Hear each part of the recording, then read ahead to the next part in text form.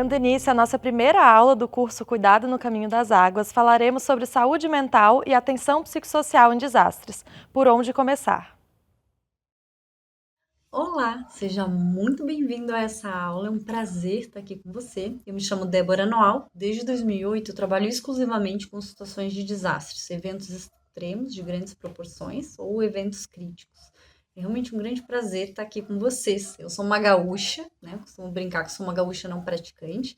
Então, eu saí já faz algum tempo e tenho rodado, né, o Brasil e o mundo sempre trabalhando em diferentes tipos de desastres, seja produzindo um cuidado direto às pessoas que sobrevivem a um desastre de grandes proporções, seja promovendo cuidado aos trabalhadores ou pensando em estratégias, né, macroestratégias para gestão de políticas públicas, ou fazendo formação, ou produzindo subsídios acadêmicos para a gente aprofundar e tentar entender melhor como é que funciona, né, esse cuidado em desastres de grandes proporções. Por que é tão importante, né, uma aula como essa, né, um curso como esse? Porque em tempos de paz, quando a gente não está, né, em alerta, vigília, quando a gente não está com medo o tempo inteiro, a gente tem uma capacidade muito maior de aprofundar conhecimento, mas também de produzir um cuidado mais criativo, mais leve, mais fluido, que seja muito mais orgânico, né? Costumo dizer que para andar, quando a gente tem duas pernas, é muito mais fácil, né? No desastre não é diferente, né? Então é uma perna na técnica, uma perna no afeto, e a gente vai produzindo cuidado, né? Vai ancorando as estratégias a partir do repertório que a gente já viu, né? Eventos que a gente já viveu, fenômenos que a gente já sobreviveu. Isso tudo vão nos dando repertório, subsídios para que a gente construa uma estratégia muito mais amparada no que há de humano no mundo, mas também do que é de técnica, mas também o que é de experiência, né? E parte dessa construção, né, no Brasil tem vindo com um histórico, né, de desastres. Acho que é importante assim a gente conseguir entender um pouquinho dessa história, né? Qual é a história dessa saúde mental e atenção psicossocial em desastres, né? Como foi que isso surgiu? Quais são as grandes teorias? Quais são as grandes técnicas? Mas mais do que isso, como é que a gente coloca elas para trabalhar conforme a demanda, né? Então, convido vocês para olhar agora com carinho para esse histórico, né, da saúde mental e atenção psicossocial em desastres. Seja bem-vindo, né, a essa aula de história. Muito se fala sobre mudanças climáticas, a importância das estratégias e do cuidado em desastres, mas é importante lembrar que já faz muitos e muitos anos que tem desastres no nosso país, né? E mais tempo ainda que as autoridades sanitárias já estão conscientes disso, né? Eu não sei se você sabe, mas em 1824, né, uma das primeiras cartas que sai do Império, né, para estruturar uma nova Constituição, se sai com uma informação importante, né? Que o Rio de Janeiro havia uma série, que no Rio de Janeiro havia uma série de desastres, uma série de deslizamentos e de inundações, e por isso o Império sugeria que se tivesse um financiamento, né, um budget, se tivesse um orçamento específico para trabalhar em áreas inundadas ou alagadas. Isso tudo para dizer que não só não é novo, né, mas há muito já se reconhece a importância de trabalhar estratégias e políticas públicas voltadas para o cuidado, né? O financiamento na saúde pública é uma parte disso tudo. Mas vamos lá, então falando um pouco da história, falando um pouco dessa linha do tempo, né? Uma das primeiras vezes que se começa a estudar, né, e estruturar estratégias de cuidado em desastres, né, essa é publicada em 1942, né, com um incêndio muito similar ao que aconteceu na Boate Kiss, inclusive foi nessas bases desses estudos, dessas estratégias, né, que nós estudamos para poder ancorar a estratégia da Boate Kiss, né. O incêndio da Boate Coconut Grove. Esse incêndio foi em proporções muito parecidas e uma forma muito similar à da Boate Kiss, o que fez com que o impacto, né, o impacto psicossocial que essas pessoas que sobreviveram ou que testemunharam o desastre, elas nos deram pistas para como estruturar esse cuidado. E por que estudar a história dos desastres é tão importante? porque além de você ter o repertório, você percebe o quanto as diferentes tipologias de eventos, sejam eles eventos críticos, desastres, eventos extremos, o quanto eles se repetem ao longo da história da humanidade e o quanto essas estratégias utilizadas em diferentes culturas, em diferentes regiões, em diferentes contextos, elas dão pistas para que a gente consiga manufaturar novas estratégias de cuidado. Então, se você está aí do outro lado, né, pensando, anotando, né, como que eu vou fazer no próximo desastre, saiba que no momento que o desastre acontece, você costuma produzir cuidado, a gente brinca com as vísceras, né? Ou seja, com o pensamento automático e com o comportamento automático. E é por isso que essa formação é tão importante. Porque uma formação que ela vem a priori, ou seja, antes do desastre, ela permite que vá para a sua memória de longo prazo, o que faz com que o seu piloto automático se desenvolva de uma forma muito mais fluida. É como se no momento do desastre a memória fosse voltando aos poucos, mas agora de uma forma muito mais orgânica, né? Muito mais autônoma, muito mais independente. Isso nos dá muito mais segurança para essa atuação. Então, voltando aqui, né, para essa linha do tempo, eu trago aqui então em 1942, o Coconut Grove, que ela nos dá grandes pistas, mas também trago 1945 com a Segunda Guerra Mundial, né, onde boa parte dos estudos de guerra, né, dos estudos que se configuraram, que eram financiados para produzir cuidado para soldados, né, ou oficiais na guerra, eles foram sobrepujados para uma psicologia da humanidade como um todo, né, a humanidade de eventos extremos. Isso fez com que boa parte da leitura que se fizesse a essas pessoas, a esses sobreviventes, a esses profissionais, fosse conectada com um impacto similar ao da guerra. E esse vem um grande equívoco, né? Porque lá, em 1945, quando se publicam os primeiros estudos de psicologia e guerra, psicologia e violência de massa, se identificou ou se projetou que boa parte das pessoas ficavam traumatizadas, né? E isso, na verdade, ao longo da história, tem se mostrado um grande equívoco, né? Felizmente, é um quantitativo muito menor da população. Não quer dizer que as pessoas não fiquem impactadas, ou que não tenham cicatrizes, ou que elas não tenham dores e sofrimentos conectados com o evento, mas não significa que elas fiquem paralisadas, ou que elas não deem conta de lidar com a estratégia que elas conformam, a estratégia que faz com que elas se edifiquem de novo como humanos num pós-evento extremo. Né? Então, eu já trago para vocês aqui alguns quantitativos, né? Porque a gente espera que nessa pirâmide, ou seja, nessa estrutura de cuidado, o número de pessoas que realmente vão ficar, né, com um trauma de médio e longo prazo, que vão sofrer de um possível estresse pós-traumático, ele é muito menor do que a população como um todo acredita. E por que esses estudos de 1945 nos dão pistas tão importantes? Porque o objetivo do soldado não era sobreviver a um desastre. O objetivo de um soldado é vencer o inimigo. Como é que você vence o inimigo numa guerra? Você joga uma bomba, você mata, você violenta. Isso significa que o significado que esses atores que vivenciam um desastre é o significado que se dá, que vai fazer com que esse estresse seja um estresse pós-traumático ou seja um estresse que pode ser, de alguma forma, reconfigurado, remanufaturado na psique humana. E por isso que esses estudos fazem com que ainda hoje muitos profissionais, inclusive da psicologia, acreditem que a maior parte das pessoas fica traumatizada. E esse equívoco é importante salientar que é um equívoco científico, né? Porque foi sobrepujado os estudos científicos, porque eles eram financiados para um objetivo que não se configura da mesma forma nos desastres socioambientais.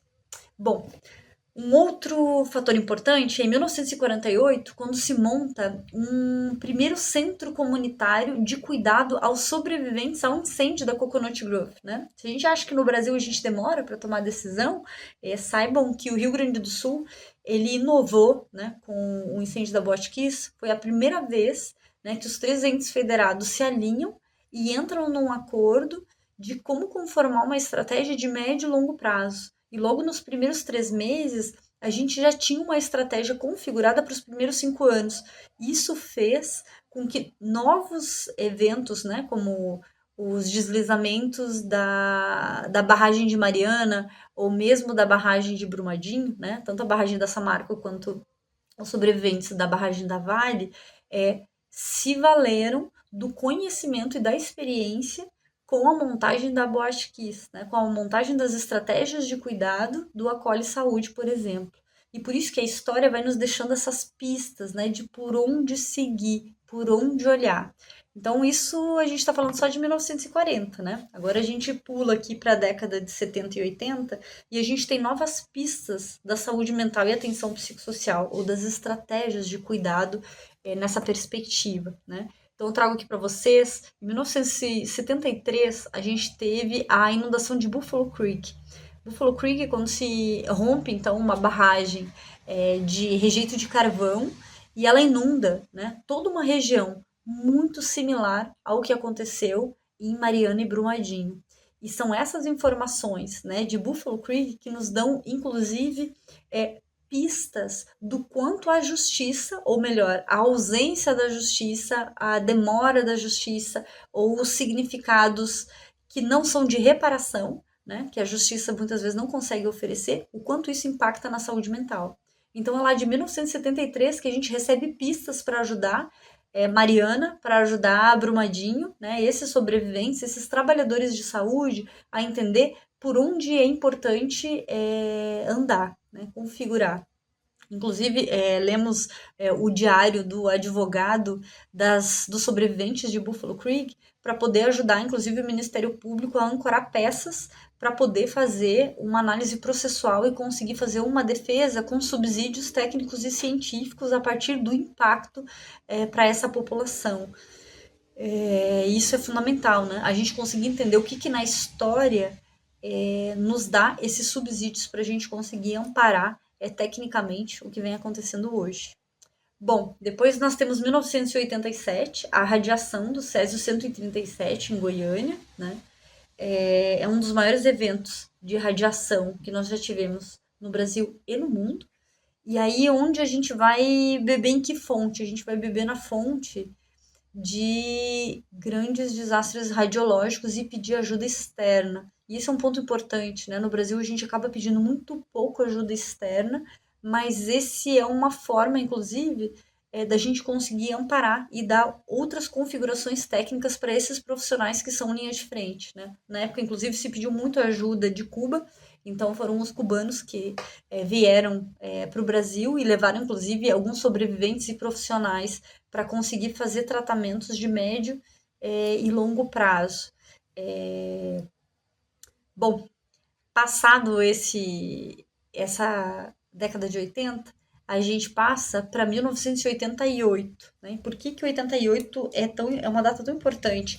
A gente teve um terremoto grande na Armênia e nesse terremoto, ou melhor, no finalzinho já do ano, foi a primeira vez que se percebeu o quanto psiquiatras, né, e psicólogos poderiam ajudar aqueles sobreviventes do terremoto. Até então, profissionais da saúde mental e da atenção psicossocial nunca tinham atuado nas linhas de desastres, né? E a gente ainda não está falando de linha de frente, a gente está falando de 2, 3 meses depois do início desse período.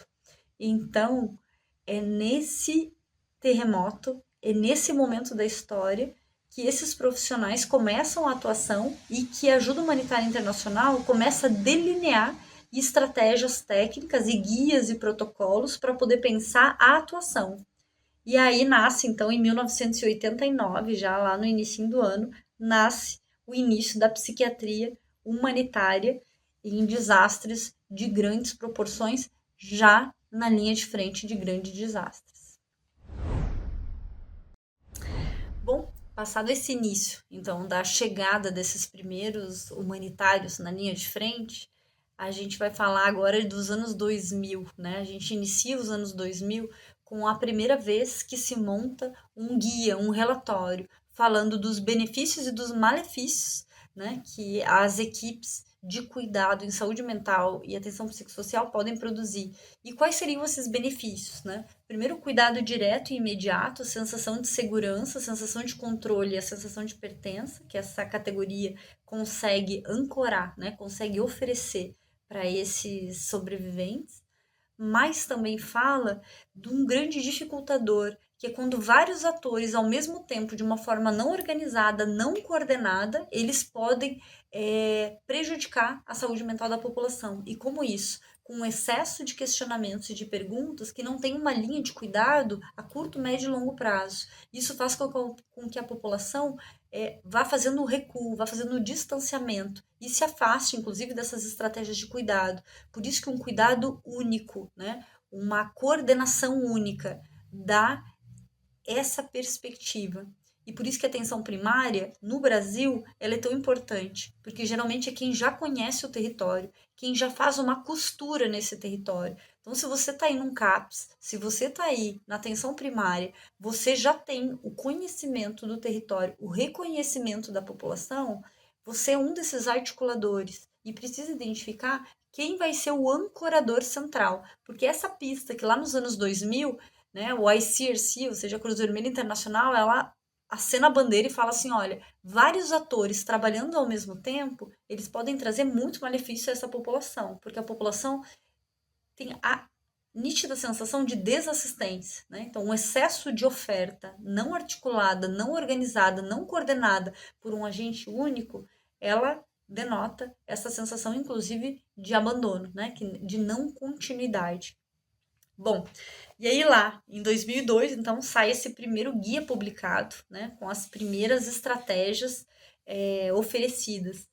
E, para o nosso orgulho, né, esse primeiro guia, ele é publicado por profissionais de saúde mental e atenção psicossocial da América Latina, né?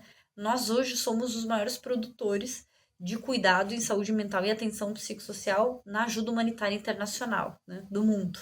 E por que isso, né? Porque nós, os latinos, eu brinco porque aqui é uma mistura de tudo, né? Somos uma mistura da parte de baixo com a parte de cima da linha do Equador. E essa mistura que nós temos aqui faz com que a gente também tenha uma escuta mais ampliada, né? Uma capacidade de perceber o outro dentro das suas minúcias, mas dentro desse diferencial, que é essa mescla, né? De cultura, mas também essa mescla de dores. Isso faz com que a escuta vá ficando cada vez mais aguçada. Bom, e agora vamos lá para 2004, né? Já com o terremoto de Ban no Irã. Por que o terremoto de Ban no Irã é importante? Porque agora sim é a primeira vez que psicólogos chegam na primeira linha de frente de atuação. E aí eles começam a produzir cuidado já nas primeiras 24, 72 horas, o que antes demorava meses para se acreditar que era importante enviar profissionais ao campo. Agora, a partir desse terremoto de 2004, né, o terremoto de Ban no Irã, nesse momento eles entendem que sim, né, fazer parte dessa primeira equipe com os primeiros cuidados psicológicos, com estabilização emocional, com cuidado afetivo, pragmático, não invasivo, não forçando ninguém a falar, mas pensando em estratégias de cuidado que se faz no braille, né, que se faz com as mãos, que se faz com o corpo e não necessariamente só com os ouvidos e a fala. E são essas pistas desse terremoto que ajudam a conformar, então, o nosso primeiro guia. E aí, em 2007, nasce esse documento que hoje é tomado como o grande documento da ajuda humanitária internacional, né? Que é um documento que foi publicado em 2007, né, por mais de 40 organismos humanitários internacionais. Então, ali faz parte o Médicos Sem Fronteiras, a Organização Mundial da Saúde, Médicos do Mundo, Cruz Vermelha Internacional, todas essas instituições que atuam na linha de frente, né, e que são reconhecidas pela sua capacidade técnica e operacional, eles se reúnem para bater o martelo e falar, olha, então é assim que a gente vai atuar.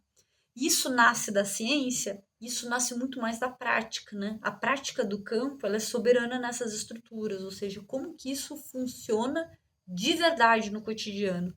E foi essas pistas de 2007 que a gente utiliza até hoje, que a gente chama de PCP, que são os primeiros cuidados psicológicos, né? Isso a gente vai falar já já, um pouquinho mais no curso. Bom, Então já já a gente volta para falar sobre esse guia dos primeiros cuidados psicológicos, mas antes de tudo, vamos falar então de 2008, né? Que é quando finalmente o Brasil começa a produzir cuidado de saúde mental já no campo, já no território. E agora com psicólogos e psiquiatras lá nas inundações de Santa Catarina, lá no Vale do Itajaí, Blumenau, nessas cidades onde os profissionais chegam numa linha de frente e começam a pensar estratégias de cuidado no campo. Lembrando que ainda hoje é difícil as universidades que têm as suas disciplinas ou os seus cursos voltados para o cuidado de saúde mental e atenção psicossocial em desastres. Agora, imaginem vocês lá em 2008, né? Como que isso não era. Bom, agora vamos trazer os eventos mais recentes, né? Esses últimos eventos que têm se intensificado, mas além de se intensificarem, o quantitativo de desastres também tem se intensificado a instrumentalização técnica dos profissionais.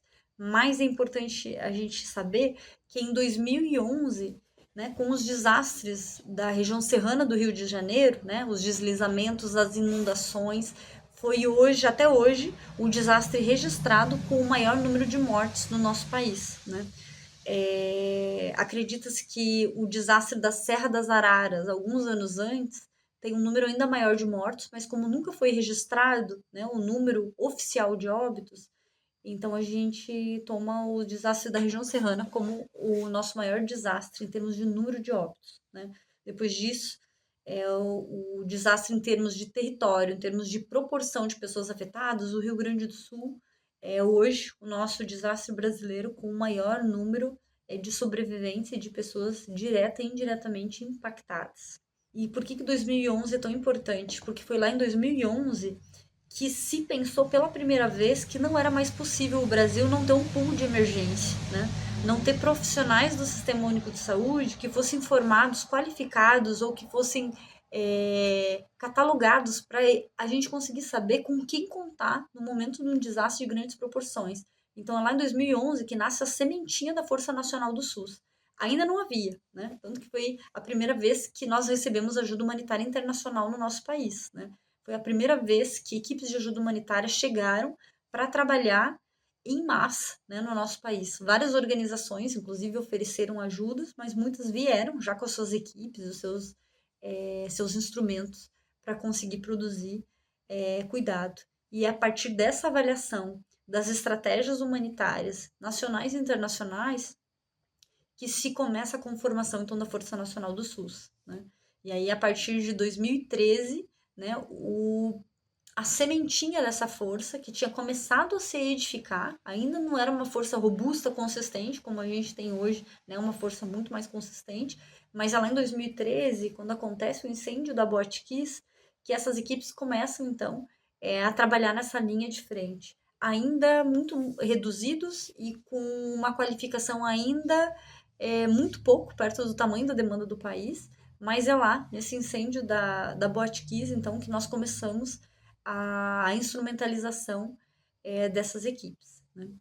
E aí, 2015, então, vem o rompimento da barragem de Mariana, que já começa a olhar para o repertório criado em 2008, 2011 e 2013, né, com a Botkiss, começam a estudar as estratégias e essas equipes que trabalharam então nesses últimos desastres, eles conseguem dar um suporte, né, mais do que um suporte formativo, mas um suporte de orientação e de recomendação para essas equipes de Mariana, que num primeiro momento não tiveram uma pronta resposta e muito menos uma ajuda imediata, né? E esse foi também um comportamento aprendido, né? Que quando acontece um desastre de grandes proporções, mesmo que o município ou o estado não peça ajuda, que há uma oferta, que haja, né, uma oferta oficial, então, dos agentes governamentais. E foi aí o aprendizado, né? Porque a equipe ficou paralisada, a gestão ficou paralisada, acabou não solicitando ajuda, as equipes, em especial as federais, também não enviaram num primeiro momento, o que fez com que a gente perdesse muito tempo de produzir cuidado qualificado e com uma técnica mais consistente. E esse comportamento aprendido já não se repetiu quando aconteceu o desastre de Brumadinho de 2019, porque aí já tinha sido feita uma avaliação dos grandes equívocos e nesse momento já se enviou então equipes de cuidado e de ajuda humanitária já nas primeiras 24, 72 horas, para que a gente não repetisse o equívoco lá que nós repetimos em 2015 com Mariana, onde se demorou semanas para que se oferecesse cuidado. E por que isso foi um aprendizado? Porque muitas equipes ficam paralisadas, inclusive a gestão, e até entender de verdade o que está acontecendo, se você não tem o costume de trabalhar com desastre, não tem o costume de se instrumentalizar para poder atuar, muitas pessoas, inclusive a gestão, acabam tendo um delay desse tempo. Só que esse delay de oferecer ajuda, de produzir uma ajuda mais estratégica e mais técnica, pode ser vital para muitas pessoas, né? E por isso que hoje em dia a gente não só acredita, como faz um advocacy muito forte na importância dessas equipes de saúde mental e atenção psicossocial já produzirem cuidados na primeira equipe de resposta, né? Bom, e depois disso tivemos então a pandemia de Covid-19, né? Foi um dos maiores eventos a nível mundial, né? Em termos de eventos de grandes proporções, emergência em saúde pública de grandes proporções. E quais são as pistas que a Covid nos traz, né? A Covid nos traz pistas de como produzir um cuidado articulado entre a ciência, entre a gestão governamental, entre a demanda dessas pessoas que são impactadas diretamente pelo evento, e é essa costura que é fundamental, porque não pode só vir, né, de uma estratégia governamental, também não pode vir só de uma ajuda humanitária, não pode ser feito só diretamente pelos sobreviventes ou das pessoas impactadas. É preciso que se costure com ciência. E foi lá, né, em 2019 e 2020, que alguns dias antes do início da chegada da Covid no nosso país, né, um grupo se reúne, um grupo de saúde mental e atenção psicossocial, sob a tutela, né, de uma fundação federal, ou seja, da Fundação Oswaldo Cruz, se reúne para pensar estratégias macro costuradas com a ciência, mas costuradas com o Sistema Único de Saúde, né? Então foram mais de 150 professores, né? Mais de 70 mil pessoas formadas, né? De uma forma gratuita, mas principalmente de uma forma rápida, ágil e barata, né? Foi feita essa formação toda ela online para que conseguisse chegar a informação precisa, técnica, mas em todos os cantinhos do país. Bom, agora que a gente já viu a história, a gente já sabe de onde a gente vem, agora é hora da gente pensar o que a gente faz, o que é importante saber por onde começar, né? Quem somos nós agora e qual que é o objetivo do nosso trabalho? Então, primeiro, se você está aí produzindo cuidado, pensando em estratégias de cuidado de curto, médio e longo prazo para a saúde mental e atenção psicossocial, é importante saber que logo na primeira fase, nas primeiras 24, 72 horas, até o final do primeiro trimestre, ou seja, esse recorte de tempo dos primeiros, das primeiras semanas e dos primeiros meses pós-desastres, a gente tem um objetivo muito claro, que é primeiro reduzir o estado de estresse agudo, para que essas pessoas não sofram impacto a médio e longo prazo. Quando eu consigo reduzir o estado de estresse agudo, eu tenho uma diminuição na chance de que essa pessoa adoeça a médio e longo prazo. E aí eu preciso ajudar ela, né? Um segundo objetivo, vou ajudar ela com que ela consiga entender, ou seja, que ela consiga compreender e elaborar que vivência é essa, o que foi que aconteceu com ela, quais são as dificuldades psicossociais que ela está vivendo neste momento. E aí eu consigo fazer com que ela abra um leque de possibilidades. Então, assim, eu tiro isso da cartola? Não, né? Eu costumo dizer que não é hora de trazer nenhum coelho novo, né, para a cartola. É hora de abrir junto com a pessoa qual é a cartola dela. E por que ela acredita geralmente que ela não tem nada ali, né? Nenhuma informação. porque ela está sob estado de estresse agudo. Então, quando eu consigo estabilizar, eu consigo trazer ela para o presente, ancorar, dar essa sensação de conforto e de segurança, de que ela tem alguém ali junto com ela para ajudar a pensar, para ajudar a entender o que está acontecendo, é nessa hora que eu vou ajudar ela, no meu terceiro objetivo, a priorizar, né, quais são as ações que de verdade vão auxiliar ela na tomada de decisão hoje. O que eu tenho que fazer agora? É sair de casa? Não sair de casa? É buscar filho? Não buscar filho? É ir para um lugar seguro? Ir para um abrigo? Não ir? É nesse momento que eu trabalho com os primeiros cuidados psicossociais. E esse agora é o nosso objetivo. Essa agora é a nossa matriz. A gente ter o foco no presente. E muitas vezes é difícil a gente entender, inclusive, a dimensão de um desastre, né?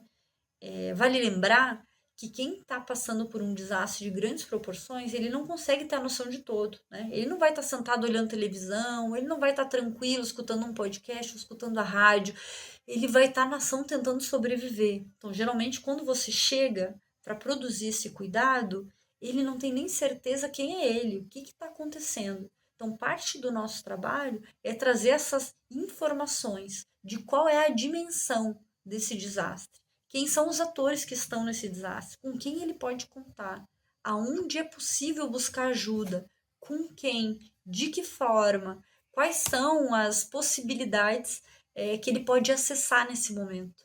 E isso é fundamental, porque dá a sensação para a pessoa de que alguém tem parte do controle. Aquele controle que ela acha que já não tem mais saída, ela já não sabe mais o que fazer.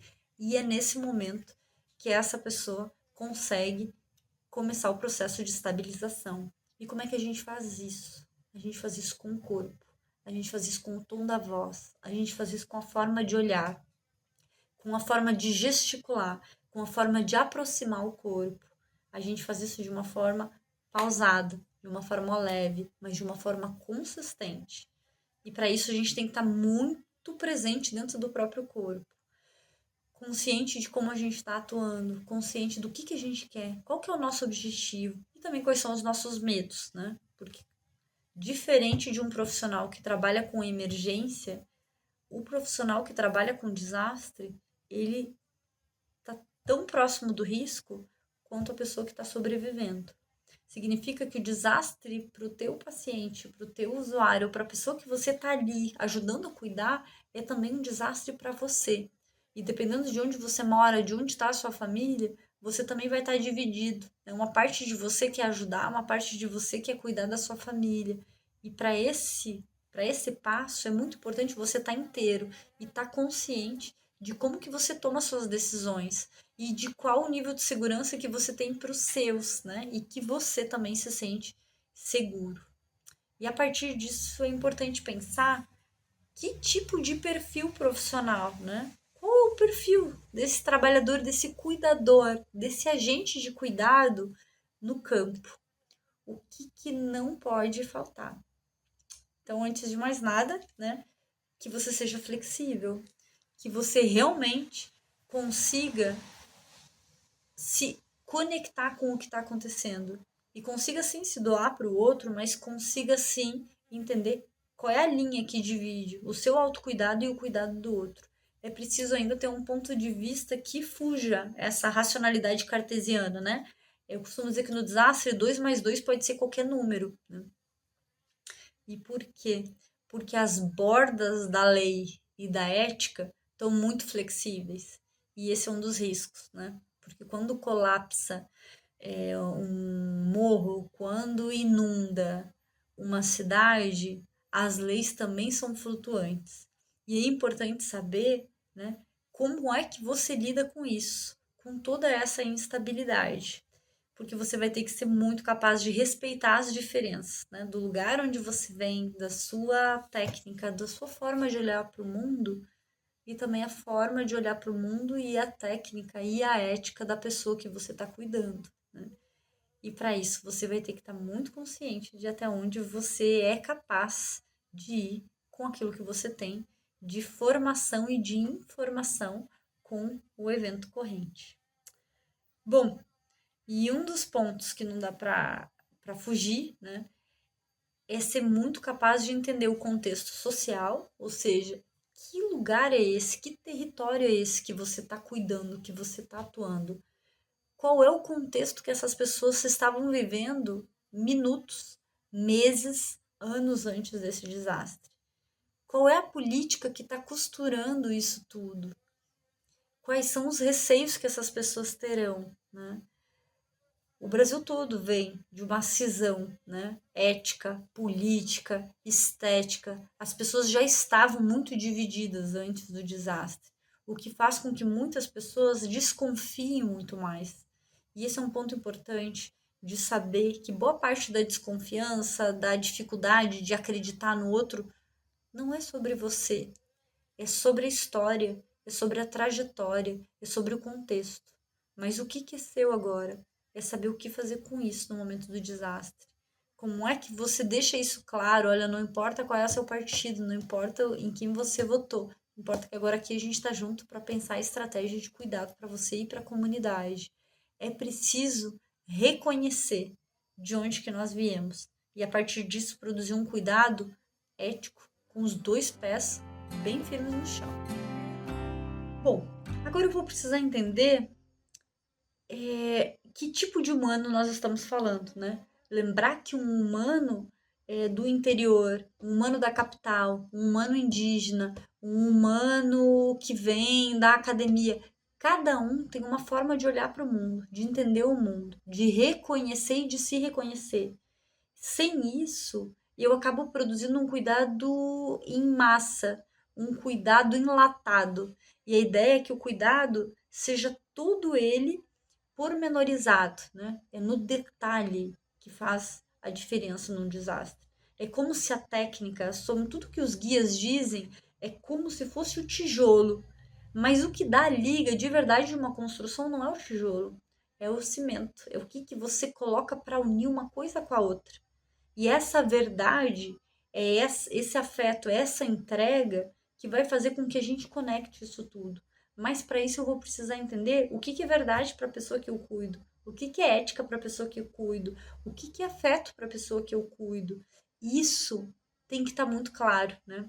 Eu vou ter que saber qual é a história dessa pessoa, qual é a história dessa comunidade, qual é a história desse bairro. Esse bairro já vem de outros desastres?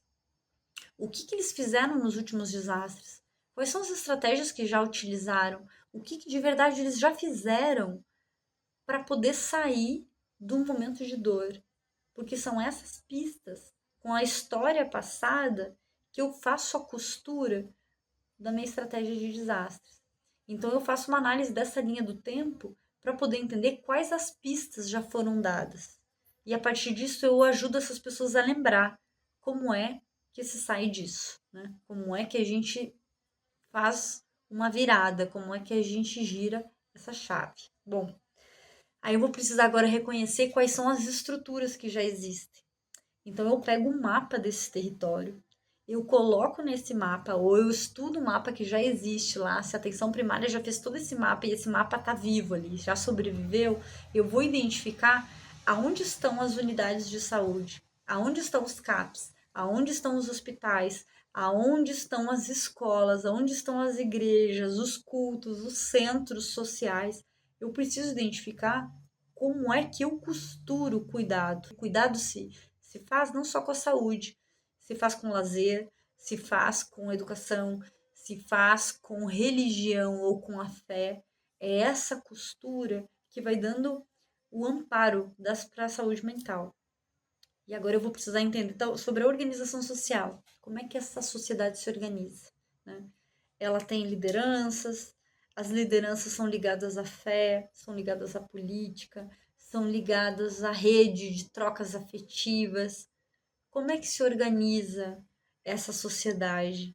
Porque quando eu entendo como que uma sociedade se organiza, eu consigo ter as ferramentas para lidar com isso e consigo ajudar a instrumentalizar tecnicamente essa organização social para que eles consigam subverter essa situação juntos. Isso fortalece muito mais a conexão entre as pessoas, né? A pertença entre essas pessoas. E aí, na sequência, eu vou olhar sobre os planos de contingência. Existem planos de contingência? Né? Como que ele é feito? É um plano de gaveta? Foi feito por um departamento ou por uma organização sem o conhecimento das pessoas que estão vivendo esse desastre? Se existe um plano de contingência, essa é a hora de resgatar. Mas é importante que quem faça o plano esteja no momento do desastre, né? Não dá para alguém montar o plano para outra pessoa desenvolver. Não existe isso. Porque no momento do desastre não dá tempo de estudar, né? Você vai trabalhar, como eu falei, com as vísceras.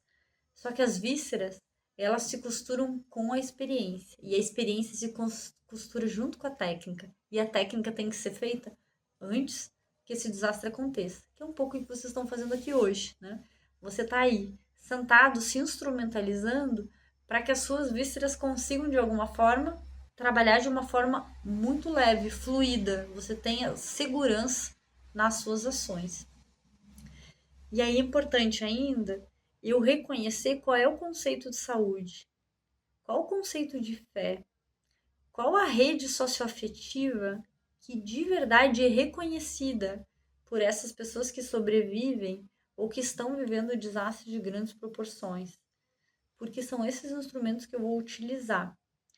E aí eu vou fazer essa análise, esse estudo dessa linha do tempo dos últimos eventos críticos ou dos últimos desastres ou dos últimos eventos de grandes proporções naquela comunidade, naquele bairro, naquela região, naquela cidade, naquela estrutura toda afetada, para a partir dessa linha do tempo identificar como que essa comunidade reage.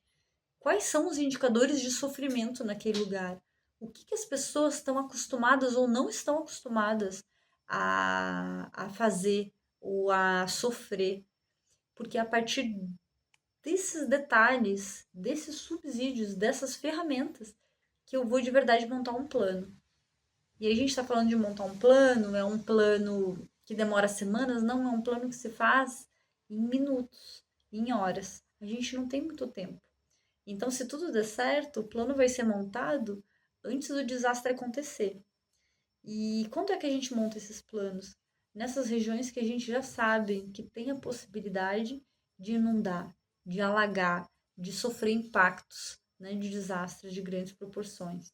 Então, se você mora ou se você trabalha numa área que já é suscetível a desastres de grandes proporções, essa é a hora de já ir montando o plano. E a gente monta o plano de preferência junto com a população afetada ou possível de ser afetada, porque aí no momento do desastre ela já sabe com quem contar, né?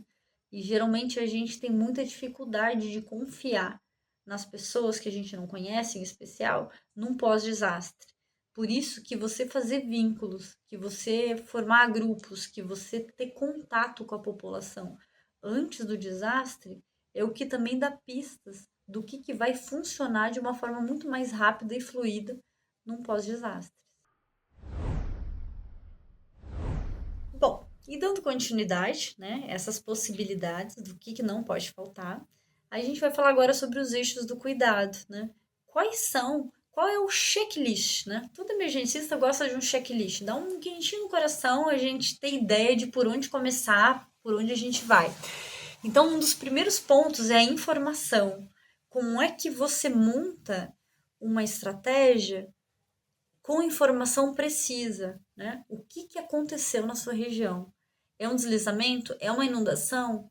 O quanto de área foi afetada? Qual é a prospecção de acontecer ainda desastres nos próximos dias? Essa informação é muito importante para a pessoa se sentir segura e começar a ter uma sensação de controle. Lembra que o desastre faz com que a gente perca tudo, né? Cai todos os buteados do bolso, mas mais do que isso, uma sensação de que alguém nos deu uma rasteira, né?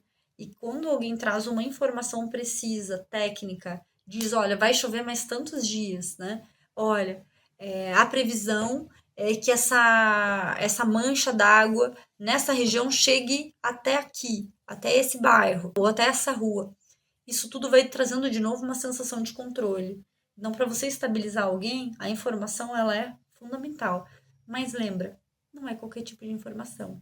É uma informação técnica, é uma informação científica e baseada em evidência. Então, onde que você vai buscar, né? Se é uma informação sobre tempo, você vai buscar lá no INPE, lá no CEMADEM, lá na Defesa Civil. Você não vai buscar numa rádio ou numa TV que você não tem certeza qual é a fonte. Então, a gente precisa de fontes oficiais para um sistema de informação coerente.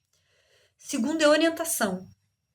Essa é uma segunda forma de estabilizar alguém. Então, você já deu uma informação precisa, agora você vai orientar ela quais são os passos que são esperados para ela, né?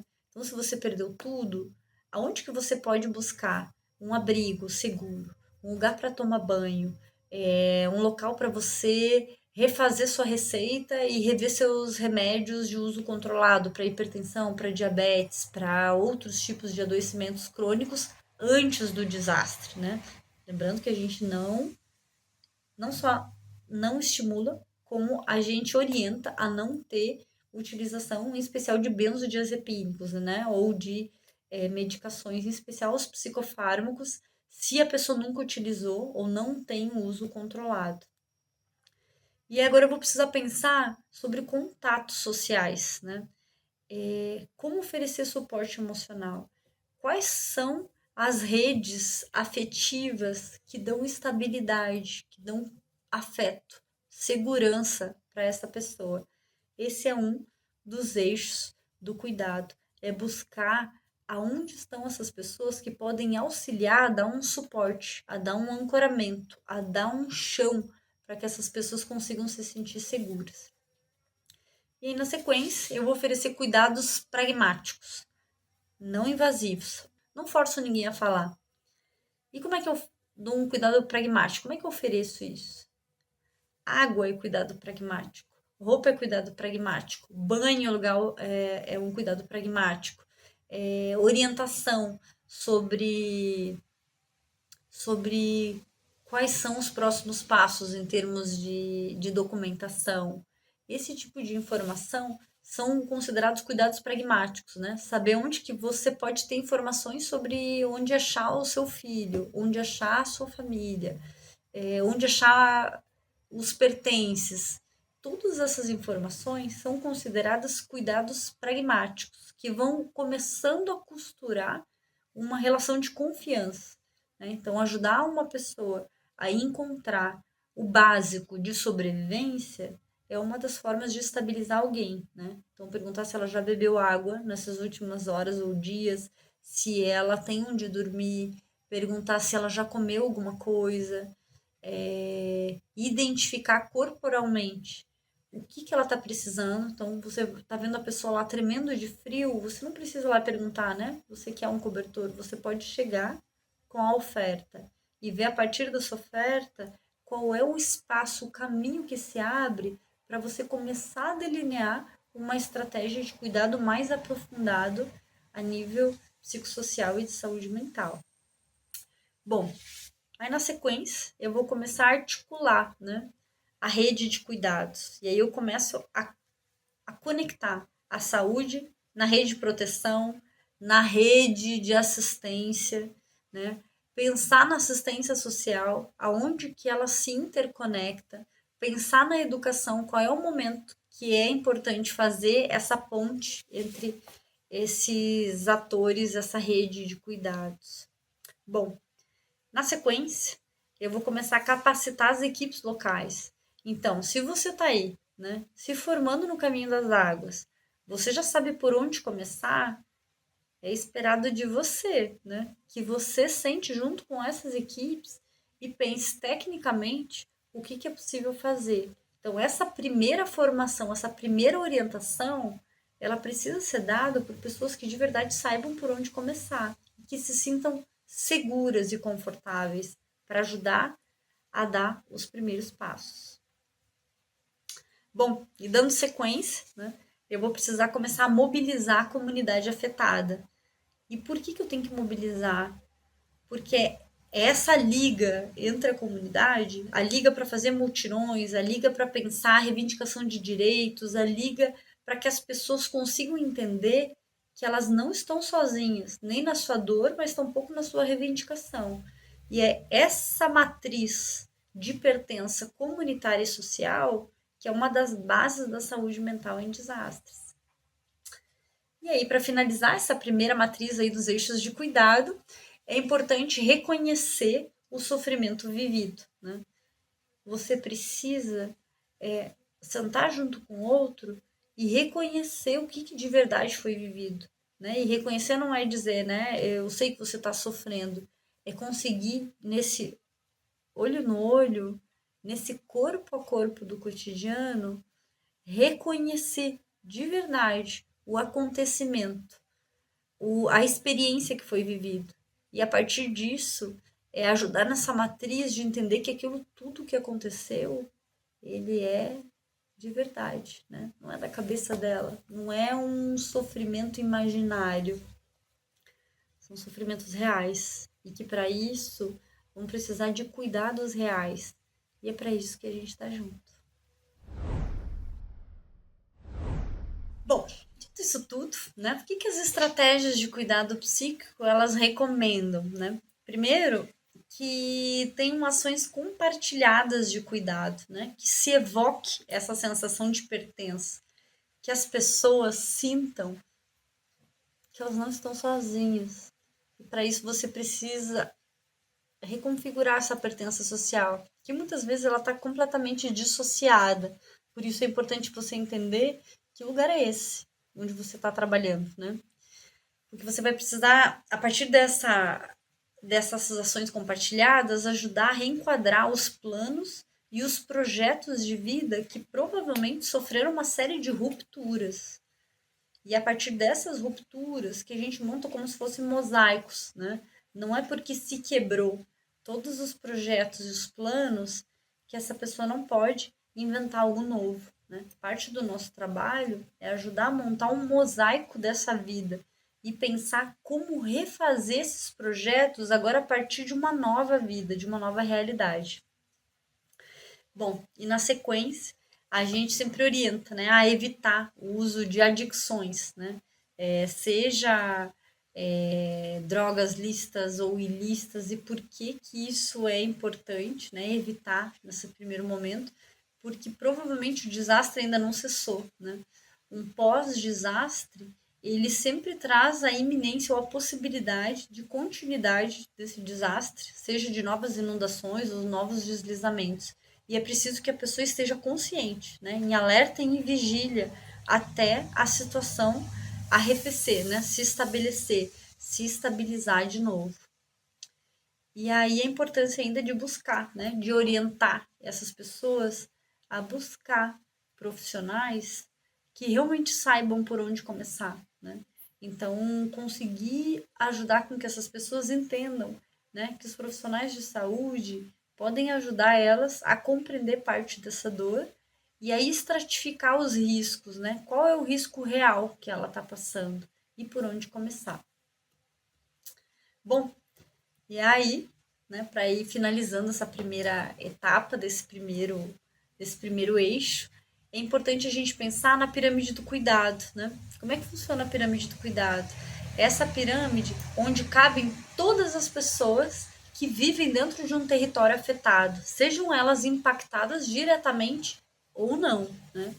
Eu costumo dizer que no Rio Grande do Sul a gente tem as cidades que foram mais afetadas, mas o Rio Grande do Sul como um todo ficou impactado. E por quê? Porque mesmo quem não estava vivendo no território do desastre se colocou no lugar do outro, sentiu a dor do outro, se aproximou da dor do outro e pensou, e se fosse eu? E se fosse comigo? E muitas dessas pessoas ficaram, inclusive, com as suas vidas paralisadas, com as suas vidas em stand-by, né? Esperando qual momento que elas também poderiam estar vivendo algo similar. Isso faz com que, mesmo que você não tenha vivido aquele desastre, você pode ter um impacto psicossocial igual ou ainda maior do que alguém que viveu o desastre como sobrevivente. Eu costumo sempre fazer uma analogia como um desastre de avião, né? Pode ser que você nunca tenha vivido nem um desastre, nem perto de um desastre de avião. Talvez você nunca tenha entrado nem dentro de um avião. Ainda assim, você tem um medo impressionante. Porque você aprendeu vendo outros desastres, ouvindo sobreviventes de outros desastres, que a dor do outro, ela pode ser a sua dor. E aí você se coloca de tal monta no lugar do outro que você cronifica na dor e passa a desenvolver, às vezes, até um medo de algo que você mesmo nunca viveu, né? Isso não é diferente do desastre do Rio Grande do Sul. Então, por isso, a pirâmide do cuidado, ela nos traz algumas pistas, né, por onde seguir. Então, se toda, né, trazendo aqui a pirâmide, se toda a população do Rio Grande do Sul coubesse dentro dessa pirâmide, que é a pirâmide do IASC, né, a gente diria que de 65% até 85% dessa população vai ter dificuldade, vai ter sofrimento, vai ter muito medo, mas provavelmente ela não vai ter problema para se adaptar a médio e longo prazo. Né? São pessoas que vão seguir casando, vão seguir trabalhando, vão seguir cuidando dos filhos, vão seguir projetando um futuro, pensando sonhos a médio e longo prazo. Mas existe aí, né, no meio dessa pirâmide, que vai aí de 15% a 25%, uma população que a gente chama de população em risco, que provavelmente vai desenvolver algum tipo de instabilidade ou de labilidade e que ela já tinha antes do desastre, algum nível de labilidade maior, mas que o desastre ele faz um peso sobre ela, né? Ele potencializa. E essa é a população em risco. E como é que a gente sabe, né? Quem é que está dentro dessa pirâmide? As pessoas que já demonstraram em algum momento da sua vida que tinham mais dificuldade de lidar com o luto, com a dor, com as rupturas, com as perdas. E por isso que a atenção primária é tão importante, porque ela nos ajuda a olhar para essas pistas de uma outra forma e fazer uma busca ativa muito mais consistente, muito mais rápida. E lá a pontinha da pirâmide, a gente acredita que vai até 4%, né? De 2 a 4%. Na população em geral, se acredita que vai, né, de até 2, 3%, dependendo da região.